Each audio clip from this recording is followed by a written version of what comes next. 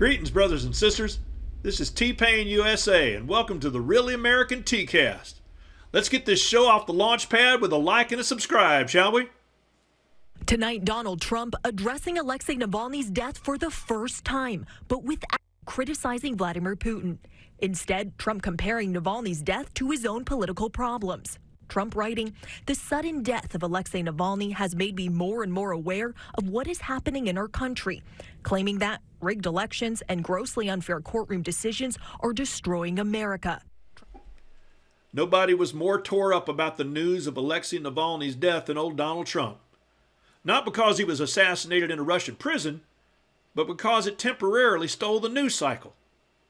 Now, Joe Biden, he did the presidential thing and condemned it immediately and vowed to take action just like a strong leader should. Whereas Trump, on the other hand, did the MAGA thing and made it all about him. He even dared compare himself to Navalny, claiming that Trump himself was a martyr just like him. Except Navalny died a heinous death from poisoning, whereas Trump suffered an even more sinister fate of having to pay money for defaming a woman he sexually assaulted. According to Trump, Navalny was a lucky one. Now, Russia is taking this politically delicate situation mighty seriously.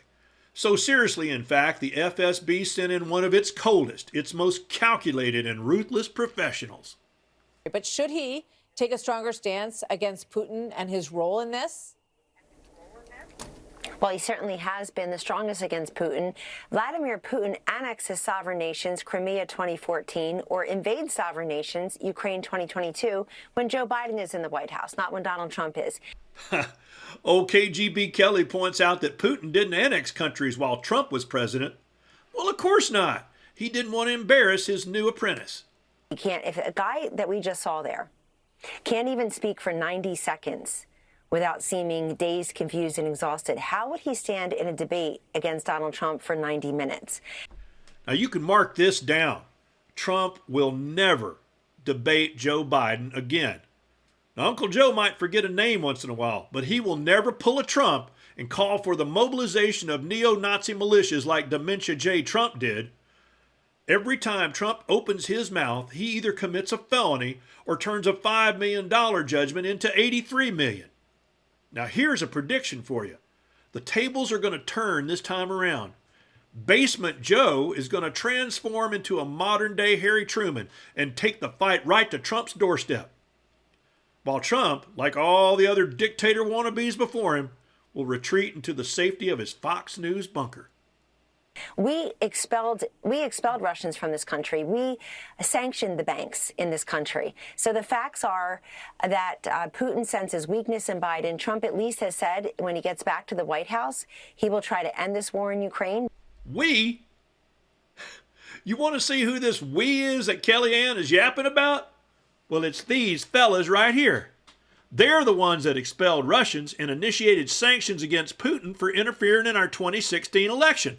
The very same sanctions that Trump tried to lift.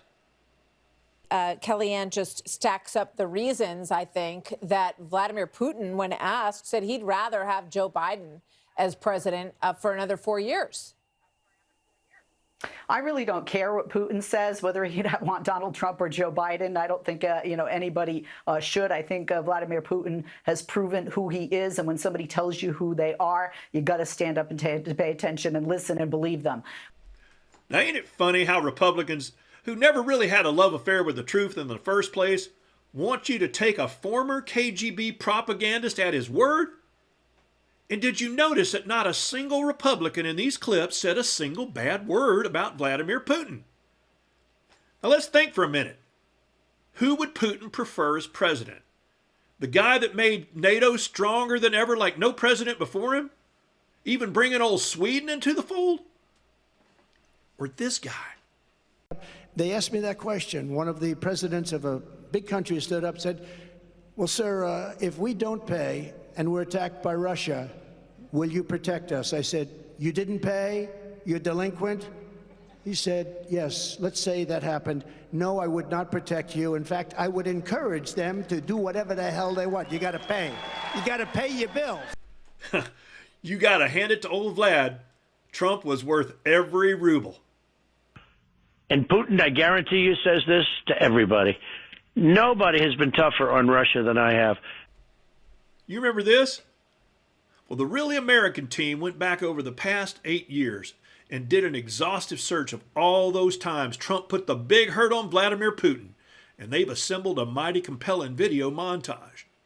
Now, if there's any little children in the room, just send them outside to play for a minute, because we're about to witness a never-before-seen footage of Trump tearing old Vlad up like a $2 can of caviar. Cue the supercut. Vladimir Putin was sitting next to me at a table instead of one of the others, and we were having dinner the other night in Canada. I could say, would you do me a favor? Would you get out of Syria? Would you do me a favor? Would you get out of the Ukraine? Get out of Ukraine. You shouldn't be there. Just come on. Now, I think I'd probably have a good relationship with him. I'm not an expert on NATO, but I have a lot of common sense. I like Putin. He likes me. We get along. I do get along with President Putin. Some people have said I have the greatest political instinct in 50 years. President Putin is sharp. Oh, I like Putin. President Putin was a total gentleman. I have good political instinct. Putin called me brilliant. I like it. Putin said Donald Trump is a genius. Putin said good things about me. He said he's a leader and there's no question about it. He's a genius. You have to follow your instincts. Putin even sent me a present, beautiful present with a beautiful note. I think Putin's been a very strong leader. See, that's good instinct. That's good judgment. Putin has much better leadership qualities than Obama, but who doesn't know that? My great instincts, right? I got along great with Putin. It's called instinct, folks. And all of a sudden, we have this great friendship. Getting along with Putin and Russia is a great thing. And you should say thank you very much for good judgment. To me and some others, they said they think it's Russia. I have President Putin. He just said it's not Russia. I will say this. I don't see any reason why it would be. I have great confidence in my intelligence people, but I will tell you that President Putin was extremely strong and powerful in his denial today. Our relationship with Russia has never been worse thanks to many years of U.S. foolishness and stupidity. And now, the rigged witch hunt. Today asked, does he think Putin bears any responsibility? Yes, I do. I hold both countries responsible. I think that the United States has been foolish. President Putin, did you want President Trump to win the election?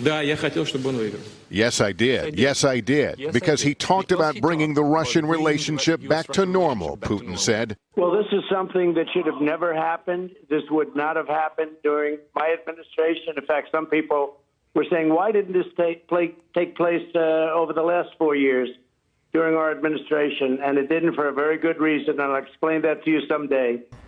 The European Union was formed in order to take advantage of the United States. They formed, and they take advantage of the United States.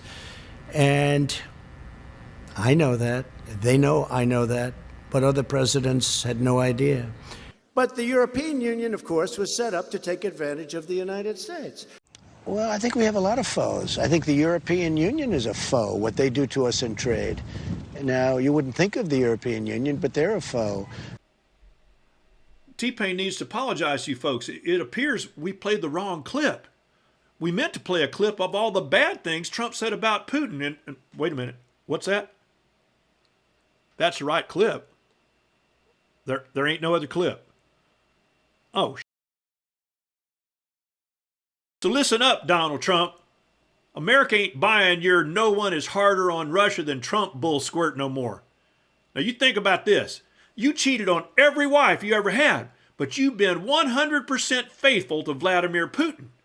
Instead of saying, no one's been harder on Putin, you ought to be saying, no one makes me harder than Putin. In all seriousness, Donald, if you really, really want to hurt Russia like you say you do, the answer is simple. You'd offer to run it like one of your businesses. T-Pain out.